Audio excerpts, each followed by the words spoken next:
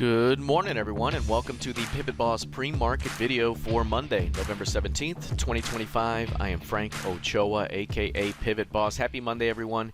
Here's a look at the ES in the daily time frame here. The ES currently trading 61 points of range. It's been averaging 95 plus on a 10-day average basis. We are at about 63% of ADR right now, a fairly narrow range, and developing kind of a compression here. We had a drop from 6,900 down to the lows of the last week, and then bounce back to the midpoint of that range by Friday's close. That gives us kind of a key range there and a little bit of range bound action that can play out here between 6,740 and 6,800 or thereabouts. We may drop into the 6,830s or 6,730s, rally into just above 6,800 today. So watching this area here for a lower low, 67.40, 67.35, perhaps that can get us back up to 6,800, 68.05, and then back, and we're trading in a range. We do have NVDA earnings up this week after the close on Wednesday. We also have the FOMC meeting minutes at 1 p.m. Wednesday. Early this week, we don't have a lot on the docket here. We do have some FOMC members speaking, but not a whole lot in the way of economic data points. So it could be a fairly range-bound start to the week, especially after big-time drop and bounce back here to end the week last week.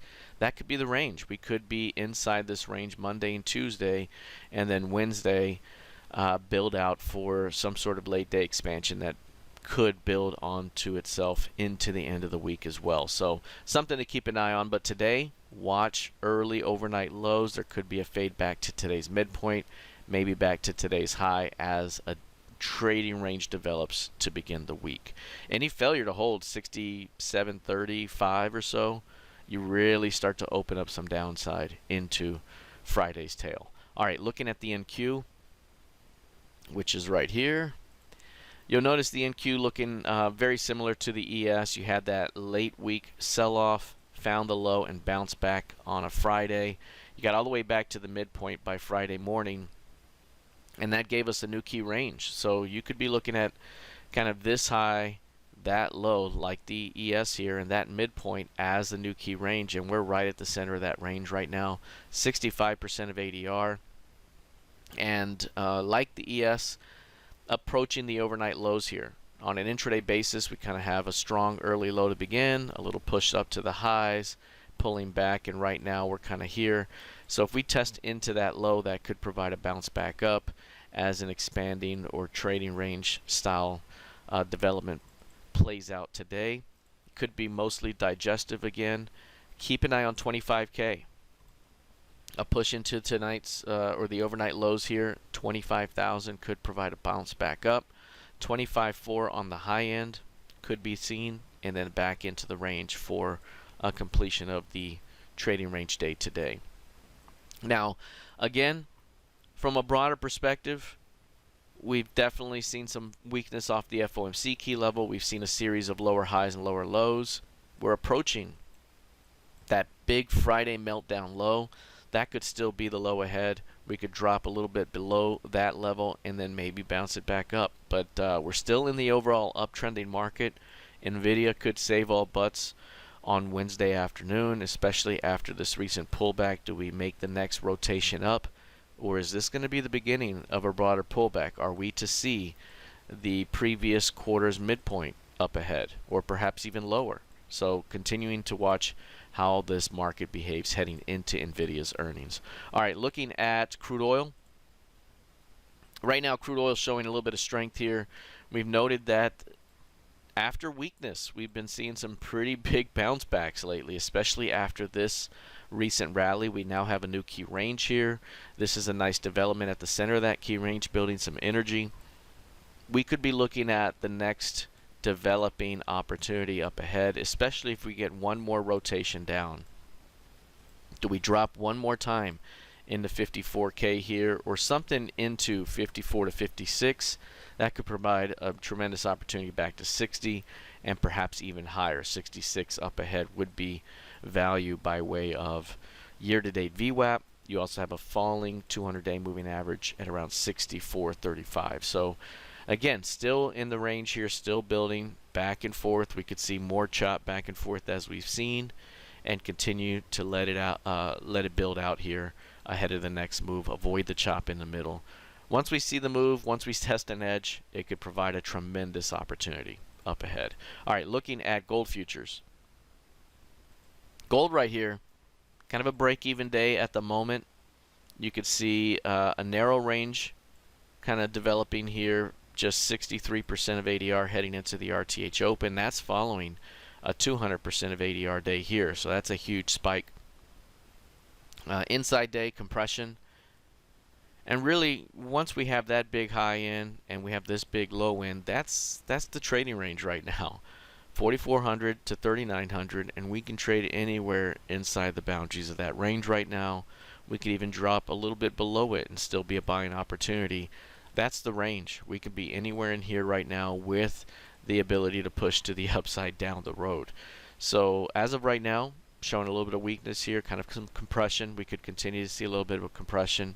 Do we drop toward that 3,900 low? If so, that could provide a tremendous opportunity right back up. But right now, kind of compressed, range bound. Got to be a bit more patient today. Let price go to an extreme. In this very short term, we are trending down on a 2 to 3 day basis. So any pullback into new overnight highs could provide a trap in reverse to the downside on an intraday basis. Looking at the YM here, down marginally, just 60 points on the day, down 61 points on the day, only 267 points of range, 43% of average heading into the RTH Open.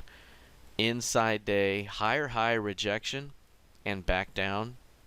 This is multiple higher high rejections here recently, and again, still trending nicely higher within this overall market here.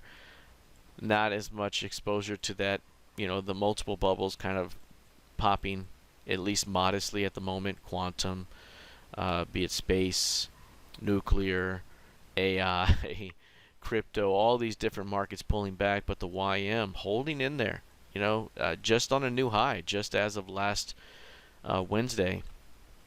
So hanging in there right now, but again, you start to give up that 47K level here, it opens up at the potential to pull back as deep as 45K up ahead. So continuing to watch 47K here early this week for the YM. Taking a look at Bitcoin, we've noted before, right in here especially, that even despite a 6-day, 7-day rally, we could be looking at a turn down within the trading range. A turn down within the trading range could take us as deep as 100K, as this range had developed a 25K distribution. Here late last week, we have seen a transition through 100K. And I had mentioned previously, as deep or as far back here as August, when we hit that 125K level, that we could pull back as deep as 95 to 100, and that could provide the next buying opportunity. However, as we dropped into that zone here this past week, I mentioned that we need to watch how it behaves here, because this could lead to a transition that can drop us as deep as 75K down below. So when you're talking market structure here, there's the potential, when you breach major market structure like we're doing right now, to drop you into the next lowest market structure. That'd be 75K. That would be at S3 for the year, and that'd be recent support lows. It could certainly do it. This was the transition through 100K that took us into 125. This is now the transition that's taken us through 100K. We could easily go to 75K in Bitcoin up ahead. That could provide the next major opportunity up ahead.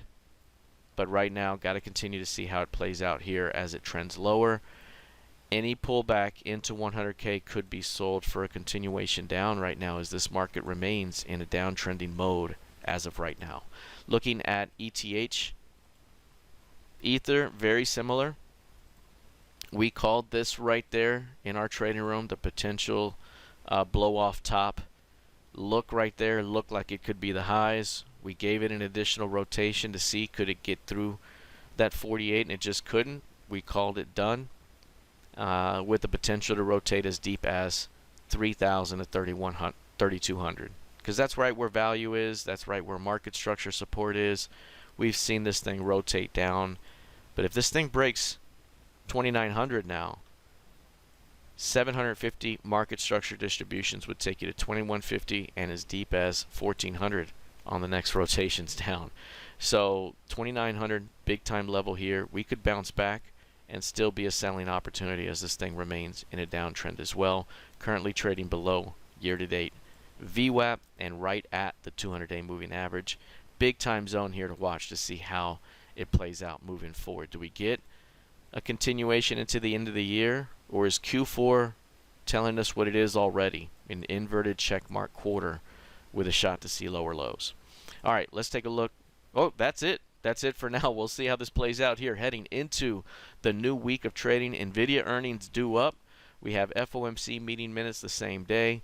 Could be an early, quiet start to the week, followed by some volatility later on in the week with a downward bias until proven otherwise. That's it for now. We'll see how this plays out the rest of the week. Good luck. Trade well. I'll see you in the trading room. Take care.